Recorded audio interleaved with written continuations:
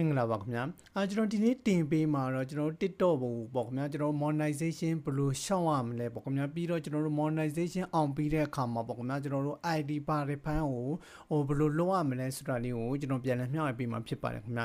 ကျွန်တော်ပထမဆုံးအနေနဲ့ပေါ့ခင်ဗျာဒီမှာကို TikTok ရဲ့ profile ပေါ့ခင်ဗျာ profile နဲ့ကိုတစ်ချက်နှိပ်ပြီးတော့ဝင်လိုက်ပါမယ်ခင်ဗျာဒီမှာ profile ကိုတစ်ချက်နှိပ်ပြီးတော့ဝင်လိုက်မယ်ပေါ့ခင်ဗျာပြီးရင်တော့ကျွန်တော်တို့ညာဘက်တောင်းပေါ့ခင်ဗျာညာဘက်တောင်းအပေါ်ဆုံးမှာရှိတယ်ပေါ့ခင်ဗျာကျွန်တော်တို့မီနူလို့ခေါ်တယ်မြင်းချောင်းလေး၃ချောင်းကိုတစ်ချက်နှိပ်လိုက်ပါမယ်ခင်ဗျာဒီမှာမြင်းချောင်းလေး၃ချောင်းကိုတစ်ချက်နှိပ်လိုက်မယ်ပေါ့ခင်ဗျာပြီးရင်တော့ကျွန်တော်တို့ဒီမှာပေါ့ခင်ဗျာ TikTok Studio ဆိုတဲ့ကိုတစ်ချက်နှိပ်ပြီးတော့ဝင်လိုက်ပါမယ်ခင်ဗျာ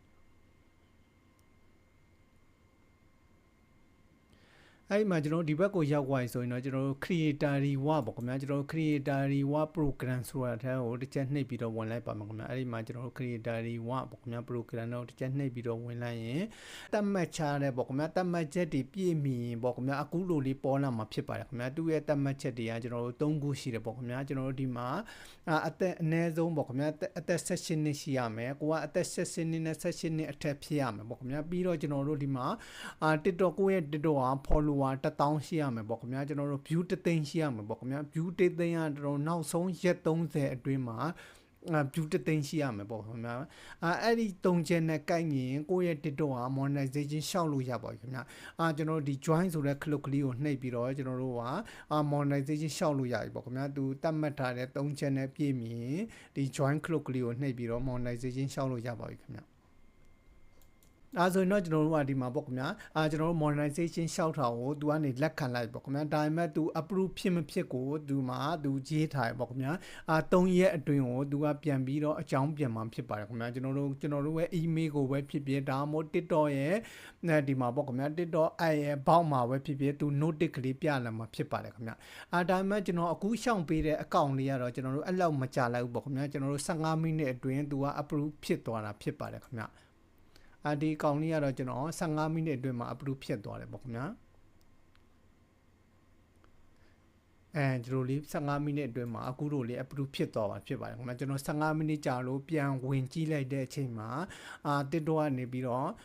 ကိုယ့်ရဲ့ဒီ TikTok monetization ရှောက်တာကိုလက်ခံလိုက်ပေါ့ခင်ဗျာကိုယ့်ရဲ့ TikTok အကောင့် monetization ရှောက်တာအောင်နေဆိုရင်အခုလိုလေးဖြစ်ပါအခုလိုပုံစံလေးပေါ်လာမှာဖြစ်ပါတယ်ခင်ဗျာဒါဆိုရင်တော့ကျွန်တော်တို့ကိုနှိပ်ပြီးတော့နှိပ်လိုက်ရင်ဒီမှာပေါ့ခင်ဗျာ ID ပါရဖိုင်းလုပ်ဖို့ပေါ့ခင်ဗျာကျွန်တော် ban နဲ့ချိတ်ဖို့ပေါ့ခင်ဗျာဒီမှာ set up payment method ဆိုတော့ ban နဲ့ချိတ်ဖို့ဒီနှစ်ခုပေါ်လာမှာဖြစ်ပါတယ်ခင်ဗျာအခုကကျွန်တော်ဆက်ပြီးတော့ ID ပါရဖိုင်းလုပ်ပြမှာဖြစ်ပါတယ်ခင်ဗျာဒီ ID ပါရဖိုင်းလုပ်တာလည်းအရေးကြီးတယ်ပေါ့ခင်ဗျာကျွန်တော်တို့ကID ပါရဖိုင်းကိုတေချာလုပ်ဖို့လိုတယ်ပေါ့ခင်ဗျာအခုကျွန်တော်ဆက်ပြီးတော့ ID ပါရဖိုင်းလုပ်ပြအောင်မယ်ခင်ဗျာကျွန်တော် ID ပါရဖိုင်းလုပ်ဖို့အတွက်ဒီမှာပါရဖိုင်းကိုတစ်ချက်နှိပ်လိုက်ပါမယ်ခင်ဗျာ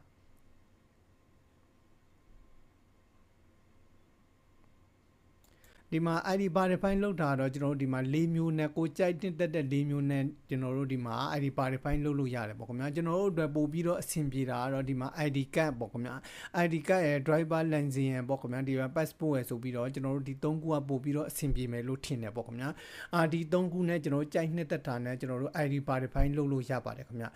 ကျွန်တော်တို့မြန်မာ driver license နဲ့လည်းကျွန်တော်တို့ ID verify လုပ်တာကို approve ဖြစ်ပါတယ်ခင်ဗျာကျွန်တော်တို့တငယ်ချင်းတွေရဲ့ပြောစကားအရapprove ဖြစ်တယ်ပေါ့ခင်ဗျာအခုလဲကျွန်တော်ကပို့ပြီးတော့ safe ဖြစ်အောင်ပေါ့ခင်ဗျာပို့ပြီးတော့တိတ်စိတ်ချအောင်ကျွန်တော် driver license နဲ့ပို့ ID verify လုပ်ပြမှာဖြစ်ပါတယ်ခင်ဗျာကျွန်တော် passport နဲ့လုပ်မယ်ဆိုရင်လည်းရတယ်ပေါ့ခင်ဗျာကျွန်တော်လက်ရှိမှာထိုင်းမှာရောက်နေတဲ့အတွက် passport နဲ့လုပ်မယ်ဆိုရင်လည်းအဆင်တော့ပြည့်တယ်ဒါပေမဲ့ပို့ပြီးတော့စိတ်ချအောင်ဒီမှာ driver license နဲ့ပဲကျွန်တော်လုပ်ပြပါမယ်ခင်ဗျာအားကြောင့်မလို့ကျွန်တော် driver license ကိုရွေးလိုက်မယ်ပေါ့ခင်ဗျာရွေးပြီးတော့ကျွန်တော် name ကိုတစ်ချက်နှိပ်လိုက်ပါမယ်ခင်ဗျာ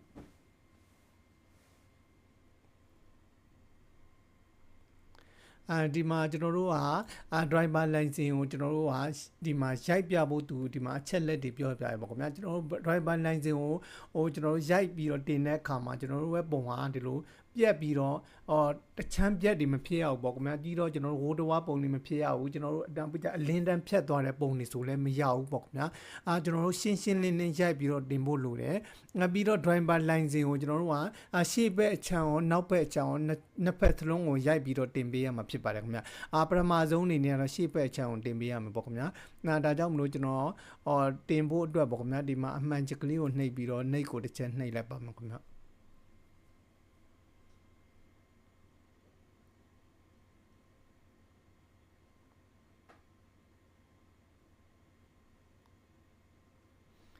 ဒါဆိုရင်တော့ကျွန်တော်ရိုက်ပြီးပေါ့ခင်ဗျာရှေ့ဘက်ချောင်ရိုက်ပြီး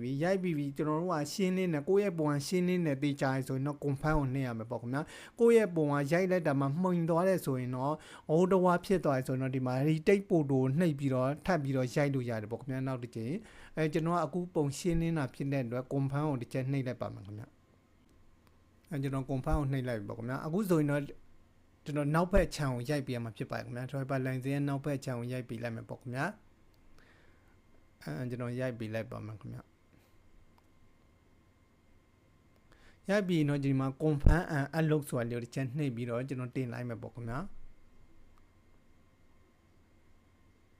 အခုဆိုရင်တော့တင်းနေပြီဖြစ်ပါတယ်ခင်ဗျ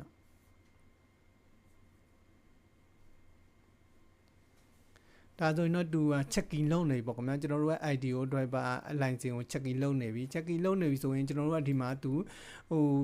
ကိုယ့်ရဲ့ info တွေကိုပြန်စစ်ခိုင်းနေပေါ့ခင်ဗျာကျွန်တော်တို့ကသေချာပြီဆိုရင်ကိုယ့်ရဲ့ info တွေမှန်တယ်သေချာပြီဆိုရင်ကျွန်တော်တို့ကဒီ go it ကိုနှိပ်ပြီးတော့ဆက်ပြီးတော့တင်နေရမှာဖြစ်ပါတယ်ခင်ဗျာသေချာပြီဆိုရင်ကျွန်တော်တို့ဒီမှာ go it ကိုတစ်ချက်နှိပ်လိုက်မှာပေါ့ခင်ဗျာကျွန်တော်ကကိုယ့်ရဲ့ info တွေမှန်တာဖြစ်တဲ့အတွက်ကျွန်တော် go it ကိုတစ်ချက်နှိပ်လိုက်ပါမှာခင်ဗျာကျွန်တော်တို့ကဒီမှာဘာတွေဖိုင်းပုံတွေပေါ်နေတာကျွန်တော် ID ဘာတွေဖိုင်းတော့တင်လိုက်ပြီးဘာတွေဖိုင်းပုံတွေပြန်ပေါ်နေသေးတယ်ပေါ့ခင်ဗျာဒီမှာဘာတွေဖိုင်း identity ပုံတွေကျွန်တော်တို့ပြန်ပြီးတော့ပေါ်နေသေးတယ်ပေါ့ခင်ဗျာအဲ့လိုပေါ်နေတာကျွန်တော်ဒီမှာ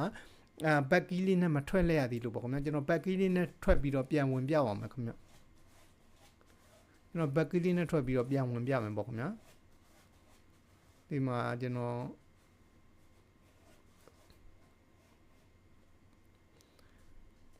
creator reward program နှိပ်ပြီးတော့ကျွန်တော်ပြန်ဝင်ပြမယ်ပေါ့ခင်ဗျာ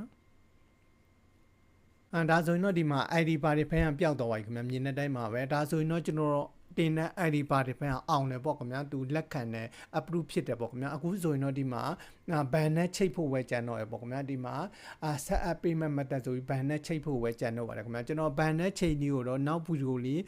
တီးတန့်လုပ်ပြီးတော့တင်ပေးပါမယ်ခင်ဗျာကျွန်တော်ဗီဒီယိုတအားရှည်သွားမှာကြောက်တဲ့အတွက်ပေါ့ခင်ဗျာအခုကတော့ကျွန်တော် TikTok monetization ဘယ်လိုရှောက်ရမလဲပေါ့ခင်ဗျာပြီးရင်ကျွန်တော် ID ဘာတွေဖိုင်းဘယ်လိုလုပ်ရမလဲဆိုတာလေးကိုကျွန်တော်ပြန်လည်မျှဝေပေးရခြင်းဖြစ်ပါတယ်ခင်ဗျာအားလုံးအဆင်ပြေကြပါသည်ခင်ဗျာ